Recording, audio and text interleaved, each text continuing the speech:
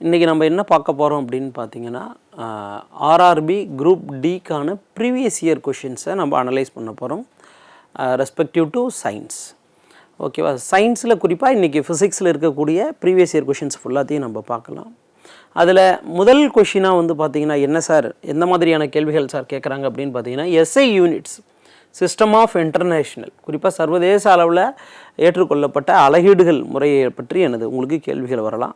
அது சம்மந்தமான ரிலேட்டடாக இருக்கக்கூடிய கொஷின்ஸை நம்ம படிக்கணும். சரியா? சரி, ஃபஸ்ட்டு திங் வந்து பார்த்திங்கன்னா, மின் திறனினுடைய அலகு என்ன அப்படின்னு கேட்டிருந்துருக்காங்க. ஓகேவா? இது வந்து ஒரு எலிமெண்ட்ரி லெவல் கேள்வி தான். ஓகே, ஸோ மின் திறனின் அலகு அப்படின்னு பார்த்தீங்கன்னா, குறிப்பாக நம்ம ஒரு விதமான இதை கேள்விப்பட்டிருக்கோம். 1 ஹார்ஸ் பவர் அப்படின்லாம் கேள்விப்பட்டிருப்போம். 1 ஹார்ஸ் பவர் அப்படின்னா என்ன அப்படின்னு பார்த்தீங்கன்னா 746 வாட். ஓகே, 746 வாட் அப்படின்னு நம்ம என்னது கேள்விப்பட்டிருப்போம். அப்போ மின் திறனின் அலகை நம்ம எதில் சார் குறிப்பிடுவோம் அப்படின்னு கேட்டிங்கன்னா, வாட் என்ற அலகீட்டு முறையில் தான் என்னது நம்ம குறிப்பிடுவோம். ஓகேவா? அப்போ இந்த கேள்விக்கான விடை என்ன அப்படின்னு பார்த்தீங்கன்னா வாட் அப்படின்னு நம்ம என்னது குறிச்சிக்கலாம். அப்போ நியூட்டன் என்பது எதுக்கு சார் அப்படின்னு பார்த்தீங்கன்னா, உங்களுக்கு வந்து என்னது விசையின் அலகு, ஃபோர்ஸ். ஓகேவா? விசையின் அலகை வந்து பார்த்திங்கன்னா நம்ம என்னென்னு சொல்லலாம்னா என்னது நியூட்டன் அப்படின்னு நம்ம அழைக்கலாம். குறிப்பாக விசை அப்படின்னா என்ன சார் அப்படின்னு பார்த்திங்கன்னா, ஒரு பொருளின் மீது செயல்படுத்தப்படக்கூடிய இழுத்தல் அல்லது தள்ளுதல், புல் ஆர் புஷ். ஓகேவா? அந்த செயல்பாடை தான் நம்ம என்னென்னு சொல்கிறோம். குறிப்பாக முன்னோக்கிய செயல்பாடு அல்லது பின்னோக்கிய செயல்பாடு அதை தான் நம்ம என்னென்னு சொல்கிறோம் அப்படின்னு கேட்டிங்கன்னா என்னது விசை என்று அழைக்கிறோம். விசையினுடைய அலகு வந்து பார்த்திங்கன்னா என்னென்னா நியூட்டன் என்று நம்ம அழைப்போம். அதே மாதிரி வெப்பம், ஜூல், இதெல்லாம் எலிமெண்ட்ரி லெவல் தான். ஓகேவா? வெப்பம், ஹீட். ஓகேவா? அதனுடைய அலகை நம்ம என்னென்னு சொல்லுவோம்னா ஜூல் அப்படின்னு நம்ம சொல்லுவோம். நம்ம செய்யக்கூடிய வேலையை எப்படி நம்ம அலகெடு செய்யலாம் அப்படின்னு கேட்டிங்கன்னா கலோரி, ஒர்க். ஓகேவா? வேலையை நம்ம எதன் மூலமாக நம்ம அலகீடு செய்ய முடியும் அப்படின்னு கேட்டிங்கன்னா என்னது கலோரி. அப்போ இந்த பாயிண்ட்ஸ் எல்லாம் இந்த கொஷினில் இது கேட்டிருக்காங்க. அப்புறம் நீங்கள் படிக்கும் பொழுது வந்து பார்த்திங்கன்னா இந்த மாதிரியான அலகீடுகளை நீங்கள் படித்து வச்சுக்கணும். அலகீடுகளை படித்து வச்சுக்கிட்டிங்கன்னா ஒரு கொஷின் வருவதற்கு அதிக வாய்ப்பு என்பது இருக்குது. ஓகேவா? ஸோ இது ஃபஸ்ட்டு கொஸ்டின். ஸோ மின் திறனினுடைய அலகு எது அப்படின்னு கேட்டிங்கன்னா என்னது வாட் என்பது ரொம்ப ரொம்ப இம்பார்ட்டண்ட். அதை பார்த்துக்குங்க. ரெண்டாவது கொஷின் வந்து பார்த்தீங்கன்னா, the phenomenon of scattering of light by colloidal particles. ஓகேவா? இங்கே ரெண்டு விஷயம் கொடுத்துருக்காங்க. கூழ்மத்துகள்கள், கொலாய்டல் பார்ட்டிகல்னா என்ன அப்படின்னு கேட்டிங்கன்னா கூழ்மத்துகள்கள் என்று நம்ம சொல்லுவோம். ஓகேவா? அப்போ கூழ்மத்துகள்களால் ஏற்படுத்தப்படக்கூடிய ஒளி சிதறல், ஸ்கேட்டரிங் ஆஃப் லைட் அப்படின்னா என்ன அப்படின்னு கேட்டிருக்காங்க. முதல்ல இந்த கூழ்மத்துகள்கள்னா என்னன்னு நம்ம தெரிஞ்சுக்கிறதுக்கு முதல்ல நம்ம ஒளிச்சிதறல்னா என்ன அப்படின்னு தெரிஞ்சுக்கணும். ஓகேவா?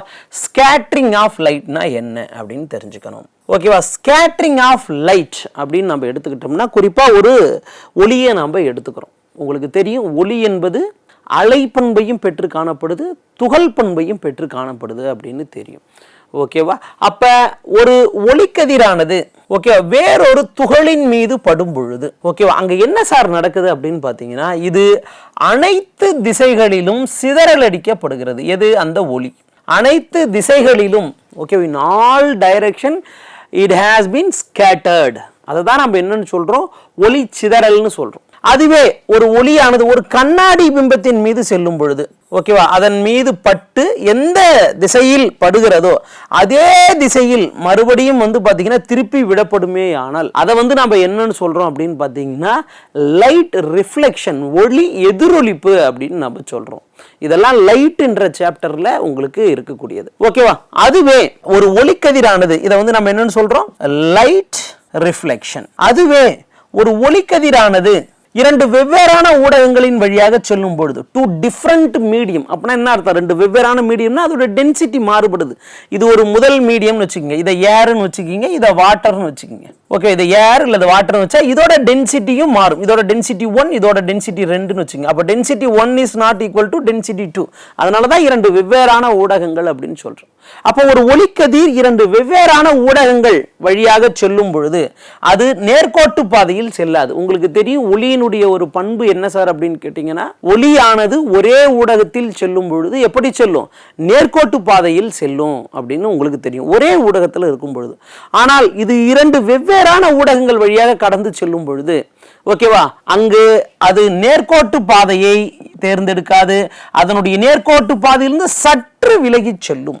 இதை தான் நம்ம என்னன்னு சொல்றோம் அப்படின்னு பார்த்தீங்கன்னா ஒளி விலகல் அப்படின்னு சொல்றோம், லைட் ரிஃப்ராக்ஷன் அப்படின்னு நம்ம சொல்றோம். அப்ப உங்களுக்கு தெரியும் ஒளி சிதறல்னா என்னன்னு தெரியும், ஒளி எதிரொலிப்புனா என்னன்னு தெரியும், அதே மாதிரி ஒளி விலகல் அப்படின்னா என்ன என்பது தெரியும். குறிப்பா ஒளி விலகலுக்கு உதாரணமா நம்ம என்ன சொல்லலாம்னா லென்ஸுகளை சொல்லலாம், லென்ஸுகளை சொல்லலாம்.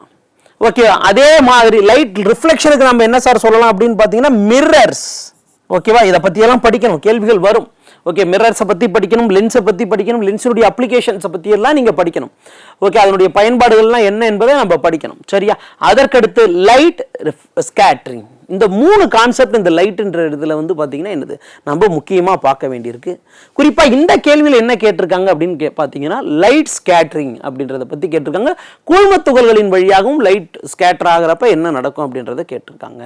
குறிப்பாக அதை நம்ம பார்க்கறதுக்கு முதல்ல கூழ்மத் துகள்கள்னா என்ன சார் அப்படின்னு பார்க்கணும். கூழ்மத் துகள்கள்னா என்னன்னு பார்க்கணும். ஓகேவா? அப்போ இந்த வரைபடத்தின் மூலமாக உங்களுக்கு அதை நான் தெளிவுபடுத்திடுவேன். கூழ்மத் துகள்கள்னா தனிப்பட்ட முறையில் இருக்கக்கூடியது அல்ல. ஓகேவா? ஒரு கரைசலை எடுத்துக்கிறோம், ஒரு சொல்யூஷனை நம்ம எடுத்துக்கிறோம். சொல்யூஷன் அப்படின்னு பார்த்தீங்கன்னா கரைசல் அப்படின்னு நம்ம தமிழில் சொல்லுவோம். ஓகேவா? அப்போ ஒரு கரைசல்னு எடுத்துக்கிட்டா அதில் 2 விதமான பொருட்கள் இருக்கும். ஒன்று வந்து பார்த்தீங்கன்னா சால்வெண்ட், இன்னொன்று சொல்யூட்.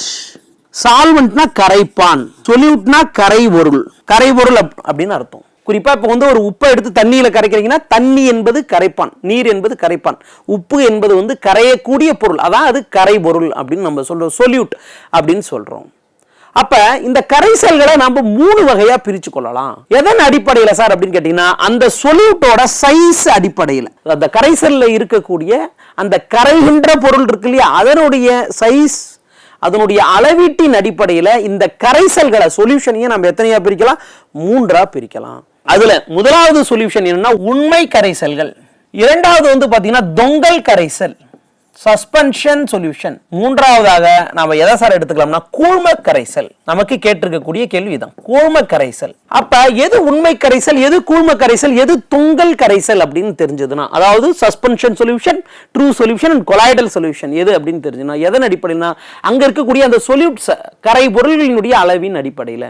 அப்ப கரைபொருள்களுடைய அளவு எப்படி சார் இருக்கு அப்படின்னு, உண்மை கரைசல்கள்ல கரைபொருள்களின் அளவீடு என்பது எதை விட குறைவா இருக்குன்னா 10⁻7 சென்டிமீட்டரை விட ஒரு துகளினுடைய அந்த சொல்யூஷன்ல இருக்கக்கூடிய சொல்யூட்டோட சைஸ் 10⁻7 சென்டிமீட்டர் என்ற அளவை விட கம்மியா இருந்துச்சுன்னா ஓகேவா, அந்த கரைசலை நம்ம என்னன்னு சொல்றோம் அப்படின்னு கேட்டீங்கன்னா உண்மை கரைசல் அப்படின்னு நம்ம சொல்றோம். உண்மை கரைசல் அப்படின்னு நம்ம சொல்றோம். அதே மாதிரி தொங்கல் கரைசல்னா என்ன சார் அப்படின்னா 10⁻⁻5 சென்டிமீட்டர், இங்க 10⁻⁻7, அங்க 10⁻⁻5. இதை நம்ம எப்படியும் போட்டுக்கலாம்னா 1/10⁻7 அப்படின்னு போட்டுக்கலாம். இதை நம்ம எப்படி போட்டுக்கலாம் 1/10⁻5 சென்டிமீட்டர் அப்படின்னு போட்டுக்கலாம். ஓகே, உங்களுக்கு ஒரு வேளை இதை மேல கொண்டு வந்து இன்வெஸ்ட் பண்ண தெரியலன்னா நீங்க இந்த மாதிரி போட்டுக்கலாம். ஓகேவா, அதனுடைய சைஸை போட்டுக்கலாம். ஓகேவா, அப்ப 10⁻⁻5 சென்டிமீட்டர் என்ற அளவை விட ஓகேவா அதிகமாக இருக்கக்கூடியது வந்து பாத்தீங்கன்னா தொங்கல் கரைசல்கள் என்று நாம் அழைப்போம். ஓகேவா, அப்ப 10⁻⁻7 விட குறைவா இருந்தா அது உண்மை கரைசல், 10⁻⁻5 விட அதிகமா இருந்தா அதை வந்து நம்ம என்னன்னு சொல்றோம் அப்படின்னு கேட்டீங்கன்னா என்னது தொங்கல் கரைசல்கள் அப்படின்னு சொல்றோம்.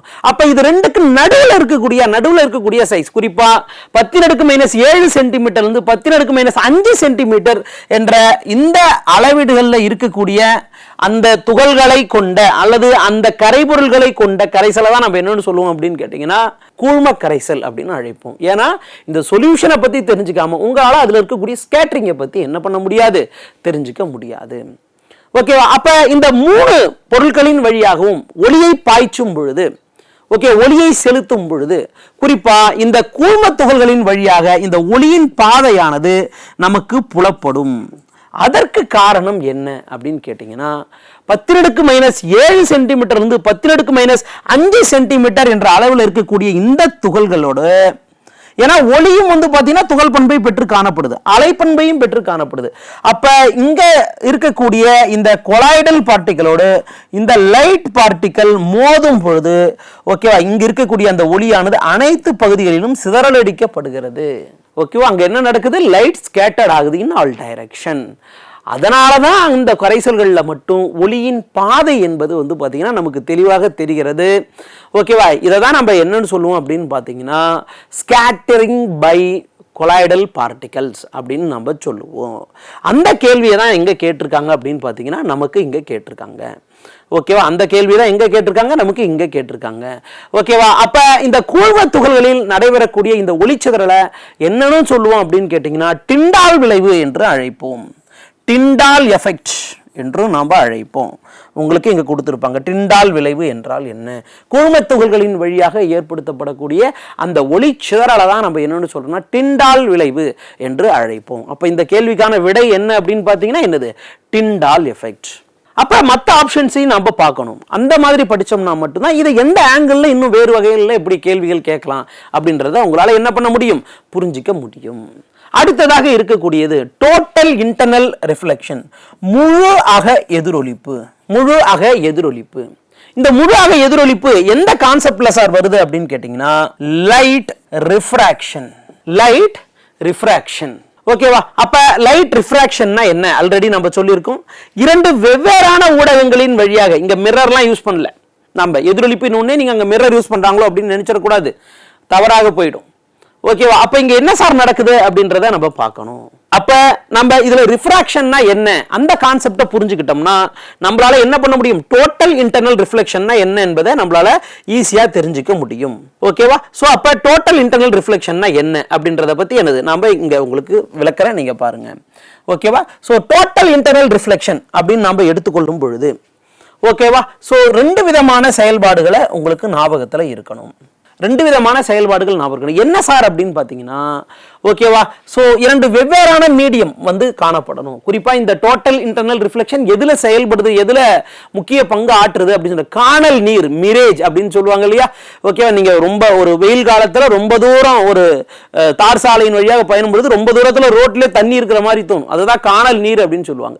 அந்த காணல் நீர் எதனால சார் ஏற்படுத்தப்படுகிறது அப்படின்னு கேட்டிங்கன்னா இந்த முழு அக எதிரொலிப்பால தான். அதே மாதிரி ஆப்டிக்கல் ஃபைபர் ஒளியிழைகள். ஓகேவா, ஒளியிழைகளில் குறிப்பாக தகவல்கள் எவ்வாறு கடத்தப்படுகிறது, லைட்டினுடைய ஒளி தகவல்கள் எவ்வாறு கடத்தப்படுகிறது அப்படின்னு கேட்டிங்கன்னா அதுவும் இந்த முழு அக எதிரொலிப்பு என்ற அந்த அடிப்படை பண்புகளின் வாயிலாக தான் என்னது கடத்தப்படுது. ஓகேவா, வைரம் எப்படி சார் ஜொலிக்குது அப்படின்னு கேட்டிங்கன்னா அதற்கு என்னென்னா இந்த முழு அக எதிரொலிப்பின் விளைவாக தான் என்னது அது மிக அதிக அளவிலான ஜொலிப்பு தன்மையை கொடுக்குது. ஓகே, இந்த மூணு கான்செப்டும் வந்து பார்த்தீங்கன்னா ரொம்ப ரொம்ப இம்பார்ட்டன்டான ஒரு கான்செப்ட். அப்போ இது மூணுக்கும் பேஸ் எதுன்னு பார்த்தீங்கன்னா இந்த முழு அக எதிரொலிப்பு. ஓகேவா, இது ரொம்ப ரொம்ப இம்பார்ட்டன்ட், நம்ம பார்க்கலாம். அப்போ முழு அக எதிரொலிப்புனா என்ன சார் இருக்கணும் அப்படின்னு பார்த்தீங்கன்னா அதற்கு ஒளி விலகல்னா என்ன என்பதை பற்றி ஒரு சிறிய தகவல் என்பது என்னது நமக்கு தெரிஞ்சிருக்கணும். அப்போ ஒளி விலகல்னா என்ன சார் அப்படின்னு கேட்டீங்கன்னா ஒளி விலகல்னு எடுத்துக்கிட்டா ஆல்ரெடி நான் என்ன சொல்லியிருக்கேன் அப்படின்னு பார்த்தீங்கன்னா இரண்டு வெவ்வேறான மீடியம், குறிப்பா வந்து பார்த்தீங்கன்னா இது ஒரு மீடியம் அப்படின்னு நான் வச்சுக்கிறேன். ஓகேவா, இதை ஒரு மீடியமா நான் வச்சுக்கிறேன், மீடியம் 1 மீடியம் 2, மீடியம் 1 மீடியம் 2 அப்படின்னு நான் வச்சுக்கிறேன். ஓகேவா, இது வந்து பார்த்தீங்கன்னா காற்று இருக்கக்கூடிய மீடியம் அப்படின்னு வச்சுக்கலாம், இது நீர் இருக்கக்கூடிய மீடியம் அப்படின்னு வச்சுக்கலாம். காற்றுனா அங்க இருக்கக்கூடிய துகள்களுக்கு இடையே இருக்கக்கூடிய இடைவெளி அதிகமாக இருக்கும், நீர்னா அங்க இருக்கக்கூடிய அந்த துகள்களுக்கு இடையே இருக்கக்கூடிய அந்த இடைவெளி வந்து பாத்தீங்கன்னா எப்படி இருக்கும், மிகவும் நெருக்கமானதாக காணப்படும். அப்ப இதுல அடர்த்தி அதிகமாக இருக்கக்கூடிய ஊடகம் எது அப்படின்னு கேட்டீங்கன்னா இந்த நீர் இருக்கக்கூடிய ஊடகம் தான் அடர்மிகு ஊடகம், ஹை டென்சிட்டி மீடியம். அடர்மிகு ஊடகம் இது அடர்குறை, கம்பேரிட்டிவ்லி காற்றுக்கும் நீருக்கும் அப்படின்றது நீங்க எந்த ஒரு ஊடகத்தை வேணாலும் வச்சுக்கலாம். ஓகே, அடர்மிகு ஊடகம், குறை ஊடகம் அப்படின்னு இருக்கு. அப்ப ரெண்டு ஊடகத்துக்கு டென்சிட்டி டிஃபரன்ஸ் அப்படின்றது இருக்கு. ஓகேவா, முதல்ல ஒரு பாயிண்ட் நீங்க புரிஞ்சுக்கணும். முதல்ல ஒரு ஊடகத்தின் வாயிலாக ஒளியானது செல்லும் பொழுது எப்படி சார் அது பிஹேவ் பண்ணுது அந்த ஒளி அப்படின்றத நம்ம பார்க்கலாம். ஓகே, அதை சொல்லிட்டு நான் அதுக்கு அடுத்து டோட்டல் இன்டர்னல் ரிஃப்ளெக்ஷனுக்கு வரேன், அப்பதான் உங்களுக்கு அது புரிஞ்சுக்க முடியும். குறிப்பா இங்க வந்து இந்த ஒளி விலகல் அப்படின்றதுல இப்ப ஒருவேளை சப்போஸ் ஒரு ஒளியானது ஓகேவா எங்க காற்றிலிருந்து வருது அப்படின்னு வச்சுக்கோங்க, காற்றிலிருந்து வந்து இந்த நீரின் வழியாக செல்கிறதுனா கண்டிப்பா நீரின் வழியாக செல்வது நேர்கோட்டு பாதையில செல்லாது. ஏன்னா இது வேற ஊடகம், இது வேற ஊடகம், இரண்டு வெவ்வேறான ஊடகங்களின் வழியாக ஒளி செல்லும் பொழுது அது நேர்கோட்டு பாதையில் செல்லாது, அதன் பாதையிலிருந்து சற்று விலகி காணப்படும் அப்படின்னு நம்ம ஆல்ரெடி சொல்லியிருந்தோம். அப்ப எப்படி சார் போகுது அப்படின்றத பார்ப்போம். இது ரெண்டுக்கு இடையே இருக்கக்கூடிய அந்த பவுண்டரி பாயிண்ட் வந்து இந்த பாயிண்ட், அதனால நம்ம அதை என்னன்னு சொல்லுவோம் அப்படின்னா இன்சிடென்ட் பாயிண்ட் அப்படின்னு நம்ம சொல்லுவோம், படுபுள்ளி அப்படின்னு அழைக்கிறோம். அந்த படுப்புள்ளிக்கு என்ன பண்றோம்னா இமேஜினரியா நம்ம ஒரு லைனை வரைஞ்சுக்கிறோம், ஒரு பர்பெண்டிகுலர் லைனை வரைஞ்சுக்கிறோம். ஓகே, ஒரு செங்குத்தான ஒரு கோட்டை வந்து பாத்தீங்கன்னா என்னது நாம இங்க வரைஞ்சுக்கிறோம். ஓகேவா, இங்க வரைஞ்சு கொள்ளும் பொழுது ஓகேவா, அப்ப இதை நம்ம ஈஸியா அளவிட முடியும். குறிப்பா இந்த இந்த கதிருக்கு பேர் வந்து பாத்தீங்கன்னா நம்ம இன்சிடென்ட் ரே அப்படின்னு பேர் வச்சுக்கலாம். அப்ப இங்க இந்த இன்சிடென்ட் ரே இந்த கற்பனையான கோட்டோடு ஏற்படுத்து செங்குத்து கோடு, பர்பெண்டிகுலர் கோடு.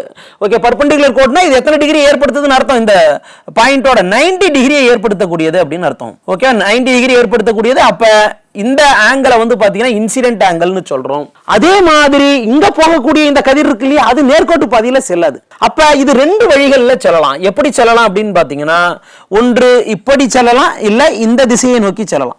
இந்த திசையை நோக்கி செல்லும் போது இங்க என்ன சார் நடக்குது அப்படின்னு பாத்தீங்கன்னா, இந்த கோட்டுக்கு பேர் என்ன சொல்றோம், பர்பெண்டிகுலர், அதாவது செங்குத்து கோடு, கற்பனை கோடு, கற்பனை செங்குத்து கோடு அப்படின்னு சொல்றோம். அப்ப கற்பனையா நாமளா நினைச்சுக்கிட்டு இந்த செங்குத்து கோடு நோக்கி இந்த சைடுல வருதா, இல்லது அதை விட்டு விலகி செல்லுதா இந்த கோடு அப்படின்றது தான் இங்க ப்ரொசீஜர். இதெல்லாம் நம்முடைய அறிவியல் பிரின்சிபல் என்பதே எனது காணப்படுது. குறிப்பா இது எப்படி சார் இருக்கும் அப்படின்னு கேட்டீங்கன்னா, ஒளியானது அடர்குறை ஊடகத்திலிருந்து அடர் மிகு ஊடகத்திற்கு வரும் பொழுது அந்த ஒளி எப்படி செல்லும்னா செங்குத்து கோட்டை நோக்கி செல்லும். இங்க இருந்து எப்படி வரும், செங்குத்து கோட்டை நோக்கி செல்லும். ஒருவேளை இது அடர் மிகு ஊடகமா இருக்குன்னு வச்சுக்கோங்க, இது நீரா இருக்குதுன்னு வச்சுக்கோங்க, இது காற்றா இருக்கு. அப்ப நீர்ல இருந்து காற்றானது ஒளி வரும் பொழுது அடர் மிகு ஊடகத்திலிருந்து அடர் குறை ஊடகத்திற்கு ஒளியானது வரும் பொழுது செங்குத்து கோட்டை விட்டு அந்த ஒளியானது எப்படி செல்லும் அப்படின்னு கேட்டீங்கன்னா விலகி செல்லும். எப்படி இந்த பாதையில் இதுல இருந்து எப்படி போகணும்னா இந்த செங்குத்து கோட்டை நோக்கி, இங்கிருந்து செங்குத்து கோட்டை நோக்கி போகாமல் எப்படி போகுமா, இந்த அதோடைய நேர்கோட்டு பாதையிலிருந்து செங்குத்து கோட்டை கிட்ட விலகி செல்லும். அப்ப இந்த ஒளியானது இவ்வாறு என்னது விலகல் அடைந்து செல்லும். அப்ப இந்த பிரின்சிபல் தான் நமக்கு ரொம்ப ரொம்ப முக்கியமானது.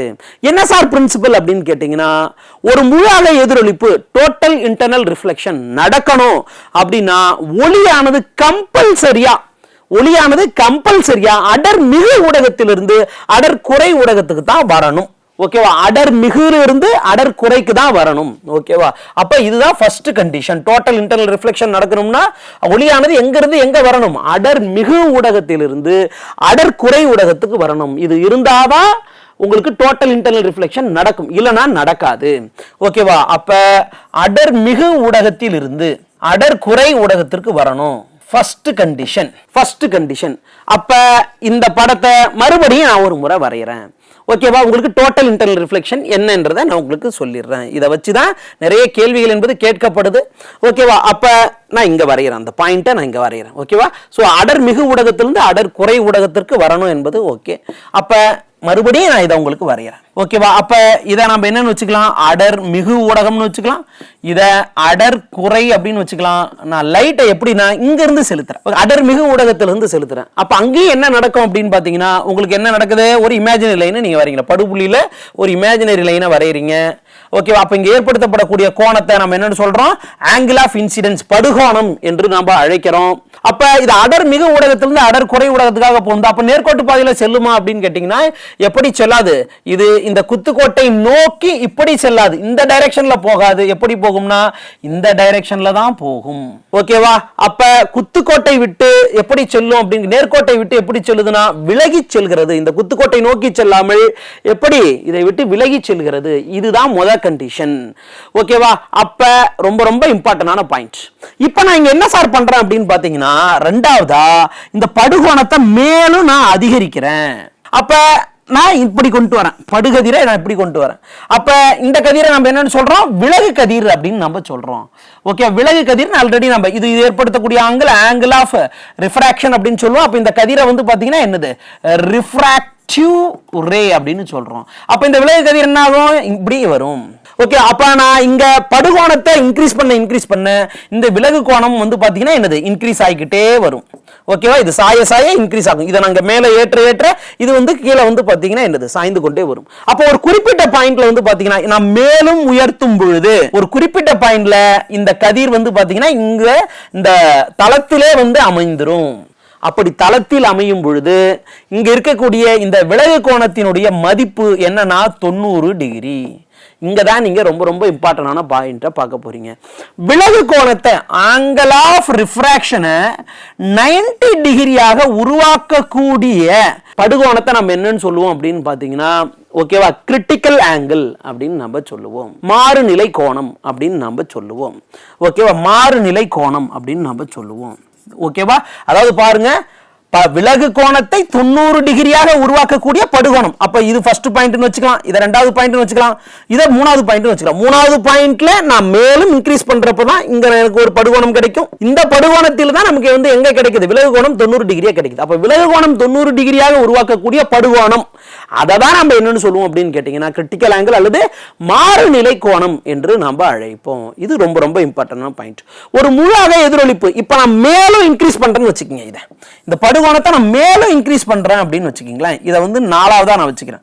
அப்ப என்ன நடக்கும், இதனுடைய ஆங்கிள் மேலும் அதிகரித்து எந்த திசையில் எந்த ஊடகத்தில் ஒளி சென்றதோ அதே ஊடகத்தில் திருப்பி வரப்படுகிறது. இதை தான் நம்ம என்னன்னு சொல்றோம், முழு அக எதிரொலிப்பு. இன்டர்னல்னு எடுத்துக்கிட்டா எந்த மீடியத்துல சென்றதோ அதே மீடியத்துல என்ன பண்ணப்படுது, அது எதிரொலிக்கப்படுது. என்ன காரணம், இங்கு படுகோணத்தின் மதிப்பு, இங்க இருக்கக்கூடிய ஆங்கிள் ஆஃப் இன்சிடென்ஸ் எதை விட அதிகமா இருக்கு அப்படின்னு பாத்தீங்கன்னா விலகு கோணத்தின், அதாவது மாறுநிலை கோணத்தை விட அதிகமாக இருக்கு, கிரிட்டிக்கல் ஆங்கிளை விட அதிகமாக இருக்கு. ஓகேவா, அப்ப இங்க இருக்கக்கூடிய இந்த ஆங்கிள் 4 வந்து பாத்தீங்கன்னா எதை விட அதிகமா இருக்கு, ஆங்கிள் 3 விட அதிகமாக இருக்கு, ஆங்கிள் I3 விட அதிகமா இருக்கு. ஏன்னா இங்க ஆங்கிள் I3 தான் வந்து என்ன அப்படின்னு பாத்தீங்கன்னா என்னது, விலகு கோணத்தை 90 டிகிரியா உருவாக்கக்கூடியது. விலகு கோணத்தை 90 டிகிரியா உருவாக்கக்கூடிய படுகோணம், அதுதான் மாறுநிலை கோணம். அப்ப அந்த மாறுநிலை கோணத்தின் மதிப்பை விட கொஞ்சம் அதிகரிக்கும் பொழுது நமக்கு என்ன கிடைக்குது அப்படின்னு பாத்தீங்கன்னா, எந்த திசையில் எந்த ஊடகத்தில் ஒளி சென்றதோ அதே ஊடகத்தில் இந்த ஒளியானது எதிரொலிக்கப்படுது. இந்த கான்செப்ட் தான் வைரம் ஜொலிப்பதில் நடக்கிறது, காணல் நீர்ல நடக்குது. அதே மாதிரி உங்களுக்கு இந்த ஃபைபர் ஆப்டிக்ஸ் அதுலயும் என்னது நடக்கக்கூடியதா இருக்கு. இதை தான் என்னன்னு சொல்லுவோம்னா முழு அக எதிரொலிப்பு அப்படின்னு நம்ம அழைப்போம். குறிப்பா ஒளி இழைகளின் தந்தை அப்படின்னு யார் அழைக்கப்படுறாங்க அப்படின்னு கேட்டீங்கன்னா நரீந்தர் கபானி. இந்த மாதிரியான பாயிண்ட்ஸ் எல்லாம் நம்ம ஞாபகத்துல வச்சுக்கணும். ஒரு பாயிண்ட், ஒரு டாபிக்கை நம்ம படிக்கிறோம்னா அப்ப அதுல இருக்கக்கூடிய அந்த ஹோலிஸ்டிக் அப்ரோச் என்பது என்னது நமக்கு தெரிஞ்சு இருக்கணும். ஆனா இங்க நமக்கு என்ன கேட்டிருக்காங்க, இந்த கேள்வியில நமக்கு என்ன கேட்டிருக்காங்க, கொலாய்டல் சொல்யூஷன்ல என்ன நடக்குது அப்படின்னு கேட்டிருக்காங்க. அப்ப கொலாய்டல் சொல்யூஷன்ல இருக்கக்கூடிய ஒளி சிதறல், முழாக எதிரொலிப்பு என்பது வந்து பாத்தீங்கன்னா என்னது, ஒரு ஒளி விலகல் கான்செப்ட், ஒளி விலகல் கான்செப்ட். ஓகேவா, அப்ப இங்க டிண்டால் விளைவு என்ற அந்த விளைவை மட்டும்தான் என்னது நாம இங்க பார்க்கக்கூடியதா இருக்கிறோம். புரிஞ்சுக்க முடியுதா இந்த பாயிண்ட்? ஓகே, ரொம்ப ரொம்ப இம்பார்ட்டன்டான பாயிண்ட். ஓகே, ஒளி சிதறல்னா என்ன என்பது உங்களுக்கு தெரியும், ஸ்கேட்டரிங் அப்படின்றத நம்ம போட்டாச்சு. அதுலயும் குறிப்பா ஒளி சிதறல்லையும் வந்து பாத்தீங்கன்னா என்னது உங்களுக்கு டிண்டால் விளைவுல தான் என்னது உங்களுக்கு கூழ்ம கரைசல்கள் அப்படின்றது என்னது நாம வச்சுக்கணும். ஏன்னா ஒளி சிதறல் எடுத்துக்கிட்டா ஒளி சிதறல்ல 4 வகையான ஒளி சிதறல் இருக்கு. அது என்ன சார் அப்படின்னு பாத்தீங்கன்னா, முதல் வகையான ஒளி சிதறலை நம்ம என்னன்னு சொல்லுவோம்னா ராலே ஒளி சிதறல் அப்படின்னு சொல்லுவோம். ஓகே, முதல் வகையான ஒளிச்சிதறலை நம்ம ராலே ஒளிச்சிதறல் அப்படின்னு அழைப்போம். என்னன்றதை நான் சொல்றேன். இரண்டாவது வகையான ஒளிச்சிதறலை மீ ஒளிச்சிதறல் என்று அழைப்போம், மீ ஸ்கேட்டரிங். மூன்றாவது வகையை தான் டிண்டால் ஒளிச்சிதறல், அதை நான் இப்ப உங்களுக்கு சொன்ன கூழ்ம கரைசல் எப்படி நடந்ததுன்னு. நான்காவது வகையா இருக்கக்கூடியது ராமன் ஒளிச்சிதறல் என்று அழைக்கிறோம், ராமன் ஸ்கேட்டரிங் அப்படின்னு அழைக்கிறோம். ஓகேவா, ஃபர்ஸ்ட் திங், ராலே ஒளிச்சிதறல்னா என்ன சார் உங்களுக்கு கேள்வி கேட்கலாம். ஏன் வானம் வந்து பாத்தீங்கன்னா உங்களுக்கு வந்து நீல நிறத்துல காணப்படுது பகல் நேரங்கள்ல, அதே மாதிரி காலை மற்றும் மதிய நேரங்கள்ல மாலை நேரங்கள்ல ஏன் வந்து வானம் சிவப்பு நிறத்துல காணப்படுது, இந்த மாதிரியான கேள்விகள் எல்லாம் கேட்கலாம். அப்ப அதுக்கெல்லாம் காரணம் எது அப்படின்னு கேட்டீங்கன்னா ராலே ஒளிச்சிதறல் தான். அப்ப ராலே ஒளிச்சிதறல்னா என்ன சார் அப்படின்றது உங்களுக்கு தெரிஞ்சிருக்கணும். ராலே ஒளிச்சிதறல் is the scattering is inversely proportional to the fourfold of the wavelength of the light அப்படின்னு சொல்றான். ஒரு ஒளி அலையினுடைய 4 மடிக்கு எதிர்த்தகவல தான் என்ன இருக்கும்னா அங்க இருக்கக்கூடிய ஒளிச்சிதறல் இருக்கும் அப்படின்னு சொல்றான். இதை எப்படி சார் புரிஞ்சுக்கிறது அப்படின்னு பாத்தீங்கன்னா ரொம்ப சிம்பிள் தான். என்ன அப்படின்னு கேட்டீங்கன்னா, இப்போ ஒரு லைட் அப்படின்னு எடுத்துக்கிறீங்கன்னா அதுல வந்து என்னென்ன வண்ணங்கள் இருக்கும், ஒரு வெள்ளை நிற ஒளி இருக்குது, ஒரு ஒயிட் கலர் லைட் இருக்குன்னா அதுல என்னென்ன ஒளிகள் காணப்படுது அப்படின்னு பாத்தீங்கன்னா வயலட், விப்ஜிஆர் அப்படின்னு சொல்லுவோம். Violet, indigo, blue, green, yellow, orange, red, VIBGYOR அப்படின்னு நம்ம அழைப்போம். இதை எப்படி சார் நாம விப்ஜிஆர் அப்படின்னு ஞாபகம் வச்சுக்கலாம். பட் இதனுடைய அலைநீளம் எப்படி இருக்கு, அதிர்வெண் எப்படி இருக்கு, இந்த 2 பாயிண்ட் நல்லா ஞாபகம் வச்சுக்கணும். இதை ஞாபகம் வச்சுக்கிறதுக்கு ஒரு சிறிய மனப்பாட முறை. ஓகேவா? இப்போ இங்க வந்து பாத்தீங்கன்னா ஃபர்ஸ்ட் இந்த வெப்ஜிஆர்ன்றாங்க இருக்காங்க பாத்தீங்களா, அந்த ஒளியை வந்து நல்ல குண்டா இருக்கக்கூடிய ஒரு மனிதன் அப்படின்னு ஞாபகத்தில் வச்சுக்கோங்க. ஓகே, நல்லா குண்டா இருக்கான்னு வச்சுக்கோங்களேன். அவனால ஒரு ரொம்ப தூரம் ஓட முடியுமா? கண்டிப்பா என்ன பண்ண முடியாது, ஓட முடியாது. அப்ப அவனுக்கு ஃப்ரீக்வன்சி அதிகமா இருக்கு, அலை நீளம் அதிகமாக இல்லை, அதனால அவனால என்ன பண்ண முடியல, அதிகம் ரொம்ப தூரத்துக்கு ஓட முடியாது. பட் ஆனா அந்த குண்டா இருக்கிறவன ஒரு பாம்பை வச்சு வெடிக்கிறோம்னு வச்சுக்க, எப்படி சிதறல் அடிவான், இருக்கிறதே அவன் தான் சிதறல் அடிவான் அதிகம். ஓகேவா? அப்ப இந்த வயலட் கலர் மிகவும் ஒரு குண்டான ஒரு மனிதன் வச்சுக்கீங்க, ரெட் கலர் மிகவும் ஒல்லியான ஒரு மனிதன் வச்சுக்கீங்க. ஒல்லியா இருக்கானா கொஞ்சம் நல்லா உயரமா இருப்பான். ஓகே, அப்ப அவனுக்கு வந்து பாத்தீங்கன்னா நல்லா நீளமா இருக்கான், அலை நீளம் அவனுக்கு அதிகம் அப்படின்றத ஞாபகத்துல வச்சுக்கணும். அப்ப அலை நீளம் அப்படின்னு எடுத்துக்கிட்டோம்னா, வேவ் லென்த் அப்படின்னு நம்ம எடுத்துக்கிட்டோம்னா யாருக்கு சார் அதிகம் அப்படின்ற அந்த ரிலேஷன் தெரியணும். ஓகேவா? Violet, indigo, blue, green, yellow, orange, red. அலை நீளம்னு எடுத்துக்கிட்டா யாருக்கு தான் அதிகம்னா ரெட்டுக்கு தான் அதிகம். யாருக்கு ரொம்ப ரொம்ப கம்மி அப்படின்னு கேட்டீங்கன்னா வயலட்டுக்கு கம்மி. அப்ப இந்த ராலே ஒளிச்சிதறல் என்ன சொல்றான் அப்படின்றத பார்க்கணும். ஓகே, யாருக்கு அலைநீளம் அதிகமா இருக்கோ இன்வெர்ஸ்லி ப்ரொபோர்ஷனல். இதுவே இங்க டைரக்ட்லி இங்க பாருங்க, எஸ் டைரக்ட்லி ப்ரொபோர்ஷனல் மீன்ஸ் நேரா வரணும். ஓகேவா? இப்படி இருந்ததுன்னா அலைநீளம் அதிகமாக இருந்தால் ஸ்கேட்டரிங் அதிகமா இருக்கும்னு சொல்லலாம். ஆனா ராலே விதி அப்படி சொல்ல, இது தவறு. ஓகே, ராலே விதி என்ன சொல்லுது அப்படின்னு பாத்தீங்கன்னா ஸ்கேட்டரிங் இஸ் இன்டைரக்ட்லி ப்ரொபோர்ஷனல். அப்படின்னா என்னது, அதனுடைய தலைகீழி. அலைநீளம் அதிகரித்தால் ஸ்கேட்டரிங் வந்து என்னது, குறையும். ஒருவேளை அலைநீளம் குறைந்தால் ஸ்கேட்டரிங் வந்து அதிகரிக்கும். அப்ப இங்க அலைநீளம் அதிகமாக இருக்கக்கூடியது ரெட், அப்ப அது ஒரு குறைவான ஒளிச்சிதறலை தான் கொடுக்கும். அதனாலதான் வானம் வந்து பாத்தீங்கன்னா ரெட் கலர்ல உங்களுக்கு தெரியறது இல்லை பகல் நேரங்கள்ல. ஓகேவா? அதே மாதிரி உங்களுக்கு மிகவும் அதிகமான குறைவான அலைநீளத்தை கொண்டு இருக்கக்கூடியது வயலட். ஓகேவா? அப்ப அதிகமான ஒளிச்சிதறல் அடையக்கூடியது, சூரிய ஒளிகளிலேயே அதிகமான ஒளிச்சிதறலை அடையக்கூடியது எதுன்னு கேட்டீங்கன்னா வயலட் கலர். அப்புறம் ஏன் சார் வானம் வந்து நீல நிறத்துல காணப்படுது அப்படின்னு கேட்கலாம். ஓகேவா? நாம பூமி, இதை பூமியினுடைய பரப்புன்னு எடுத்துக்கிட்டோம்னா நாம் பூமியினுடைய பரப்புல இருக்கும். அதற்கு மேல வந்து பாத்தீங்கன்னா மேகக்கூட்டங்கள் எல்லாம் இருக்கு. ஓகே, ஓசோன் லேயர் எல்லாம் இருக்கு. அப்ப இங்க வரக்கூடிய ஒளிகள் எல்லாமே என்னது, இங்க இருக்கக்கூடிய அந்த வளிமண்டலத்தால என்னது சிதறல் அடிக்கப்படுகிறது. நம்ம கிட்ட இந்த டைம்ல நம்மள ரீச் ஆகக்கூடிய ஒளி எதுன்னு கேட்டீங்கன்னா நல்ல அலைநீளம் கொண்டதாக இருக்கணும், அதிக அளவு ஒளிச்சிதறல் அடையக்கூடிய பண்பையும் கொண்டிருக்கணும். இந்த ரெண்டு பண்பும் எதற்கு அதிகமாக காணப்படுதுன்னா இந்த ப்ளூ கலருக்கு அதிகமாக காணப்படுது. அதனாலதான் வந்து பாத்தீங்கன்னா என்னது, வானம் என்பது நீல நிறத்தில் என்னது காணப்படுகின்றது. ஓகேவா? ரொம்ப ரொம்ப இம்பார்ட்டன்டான டாபிக்ஸ். ஓகேவா? லைட்ல தான் இருந்துதான் என்னது இது கேட்டிருக்காங்க. கண்டிப்பா கொஸ்டின் வருவதற்கு, ஒரு கொஸ்டின் வர்றதுக்கு என்னது அதிகமான வாய்ப்புகள் இருக்கக்கூடிய ஒரு பகுதி. ஓகேவா? இது சோ மேலும் சில வினாக்களோடு நம்ம என்ன பண்ணலாம் அப்படின்னு பாத்தீங்கன்னா அடுத்த வகுப்புகள்ல நம்ம பார்க்கலாம். நன்றி.